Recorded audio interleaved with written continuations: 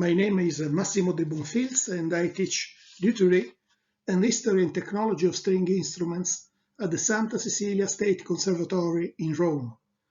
First of all, I would like to thank the International Society for Music Education for this opportunity, which offered our conservatory to present one of the aspects of our activities. As you can see, the topic I will cover is the beautiful sound, a visible voice. I will tell you not about an idea or a project, but about a reality that has already been built. The beautiful sound. How can we define beautiful? Something that cannot be seen? For centuries, everyone has defined the sound of Stradivarius beautiful, but no one can see it. The problem is that there are now only 500 Stradivarius left in the world. Not all of them are in good condition, and they are not eternal. Moreover, they are few and very expensive. So we need new violins of that same acoustic standard, but at reasonable prices. The enterprise is not impossible. As you can see here, some luthiers have already been able to make violins of superior quality to some Stradivarius. But first of all, we need to train and educate a generation of high-level luthiers. Today, this is possible. This is our educational purpose. Today, all over the world, we have many low-priced, low-quality factory products for younger students and few high-end, high-priced handcrafts for professionals. So we need new professional luthiers to build good violin for professional players at reasonable prices. In another word, we need better luthiers. The violin is a musical instrument and must be played in suitable places. That poses an historical problem of building design. The sound of the venues. We will see that from Baroque period to classic and romantic modern one. In the Baroque period, chamber music was obviously conceived for a performance in a room. Occasionally, it was possible to perform such concerts in larger ballrooms. However, history has changed them in structure and size. The Vienna Musikverein Golden Hall was one of the largest concert halls conceived in the 19th century. Nowadays, however, the concert halls have reached gigantic dimensions, such as in China at the Guangzhou Opera House, built for 1,800 seats. And so on in USA, France, Germany, again USA, Russia, Denmark, Finland, and obviously Japan. Another music history problem is size and type of the musical ensemble.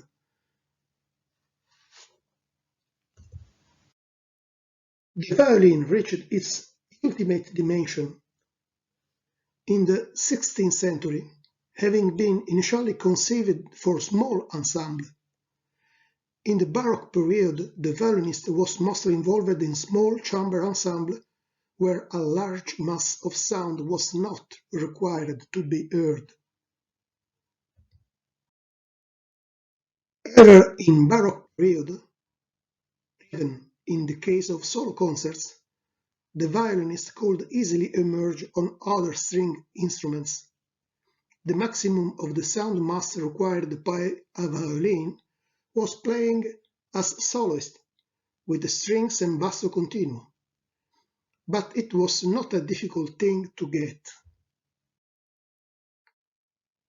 At the Mozart's time, the first wind instruments, oboes and horns, began to be inserted in the orchestra, and therefore, in the case of solo concerts, the violinist found more difficult to emerge.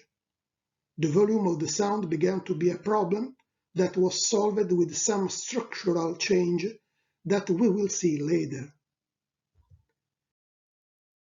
The Beethoven Violin Concerto expanded the orchestra sound mass with flute, oboes, clarinets, bassoons, horns, trumpets, and drums,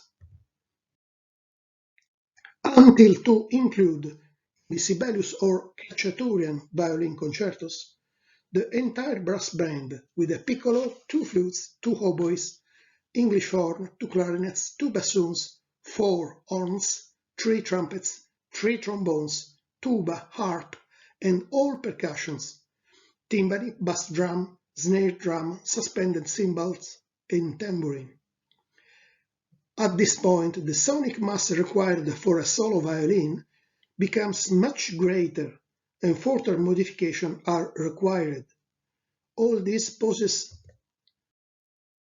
the historical violin project problem, the sound of the violin. All this pushed the later Baroque luthier to modify gradually more and more the violins. Nowadays, if we directly compare the Baroque violin and the classic modern one, we would notice notable differences and imperceptible differences. Here are some macroscopic ones: the bridge design and the fingerboard length. But other less visible differences are more important: the angle of the neck, the height of the bridge, the fingerboard in different wood type, and a thicker and longer bass bar. Here you can see again the change of the angle of the neck and the fingerboard in different wood. And here you see also the change of the angle of the neck and the new height of the bridge.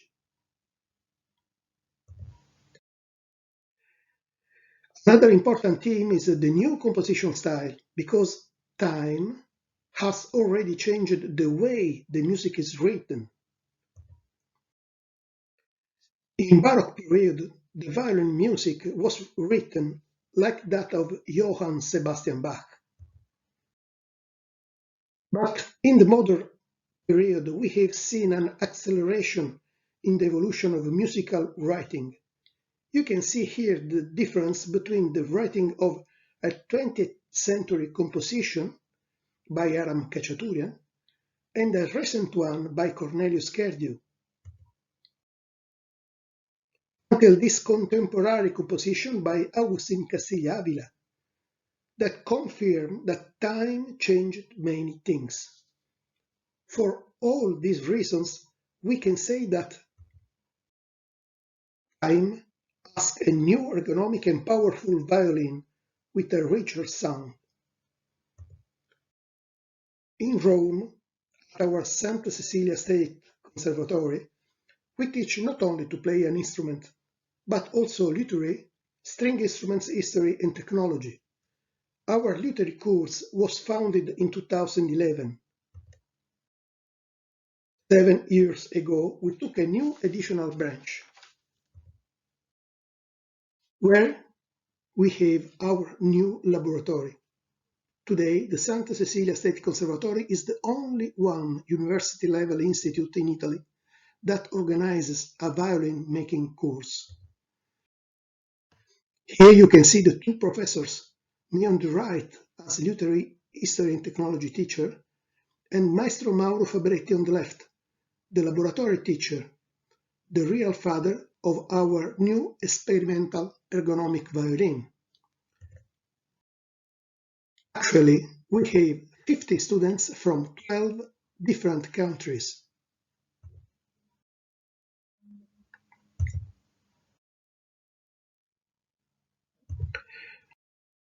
Over the years, we have also worked for a course in engineering in musical instruments in collaboration first with La Sapienza University of Rome, then with the Polytechnic University delle Marche of Ancona. We focus our attention on the next luthier to providing them adequate training and culture. In 2016, we also organized the first edition of the Santa Cecilia International Violin Making Competition, where we received more than 100 instruments participants from 24 different nations. Two juries worked together, one of luthier and the other one of musician. The competition attracted the interest of various Italian and foreign press. In October 2019, we opened our stand at the World Music China Expo in Shanghai.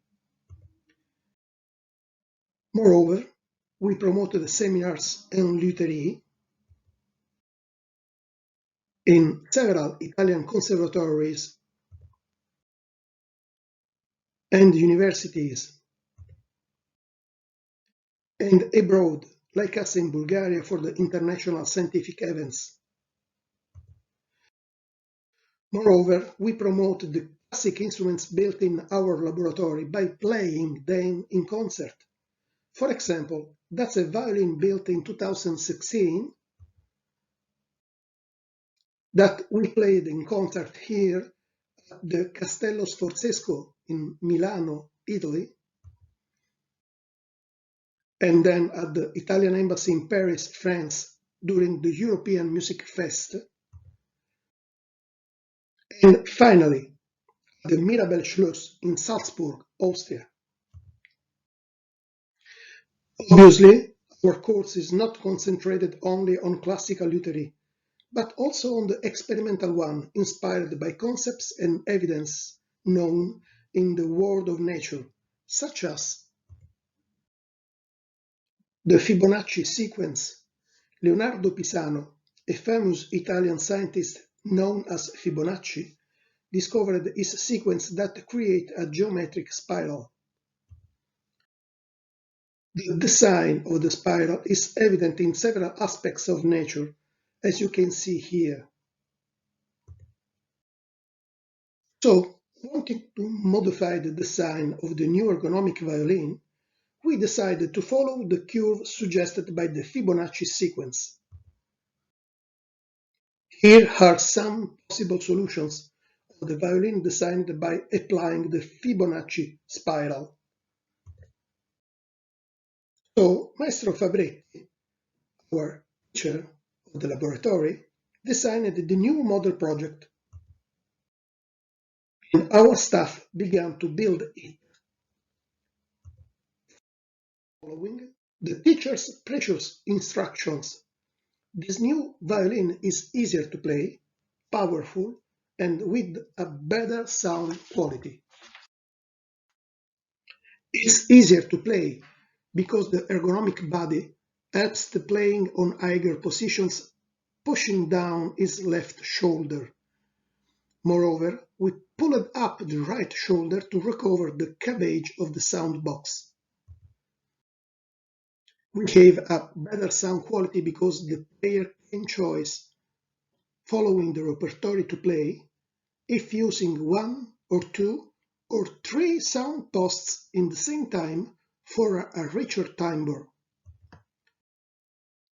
We have a more powerful sound because the sound comes out of 4 different harmonic holes. Obviously, we prefer to use a longer and thicker bass bar for a better transmission of acoustic vibrations. And here you can see Maestro Fabretti and his assistant, Maestro De Notti, with our finalized violin. We are pleased to say that the international press has already begun to notice our work, starting with the celebrated English review Strad on the printed edition and the digital edition. and so on with articles and news on the main specialized site in Europe, America and Asia. Obviously, we also played this instrument in concert both in Italy and abroad, but it would be better to make a direct comparison with the sound of another violin, perhaps that of a great Italian luthier of the 18th century. For that reason, our next step will be to involve our electronic music department to make acoustic measurements, which will then be compared with those of two famous violins kept in two different museums of Rome, the Tuscan Stradivarius of the Santa Cecilia Academy Museum of Musical Instruments, and a David Heckler violin of the National Museum of Musical Instruments of Santa Croce in Jerusalem, ever in Rome. The measurement will be done by playing scales, starting on open string without vibrato, and using the same violinist, the same bow, and the same type of string on both violins. For each of the two violins, we will calculate the power of sound, projection, quantity, and quality of the harmonics produced. This will be the subject of a forthcoming scientific publication. At the start, we said that the music world needs new violins of the same Stradivarius acoustic standard at reasonable prices. But first of all, we need to train and educate a generation of high-level luthiers, capable of not only equaling, but also exceeding the production standards of Antonio Stradivari. Today, this is possible, and we teach to do it. This is our educational purpose. So we can say, many new beautiful invisible voices are coming. It was a pleasure to present the rest of our research to you, but we remind you that all this comes from the work that is carried out in our regular violin making course. Many thanks for your attention.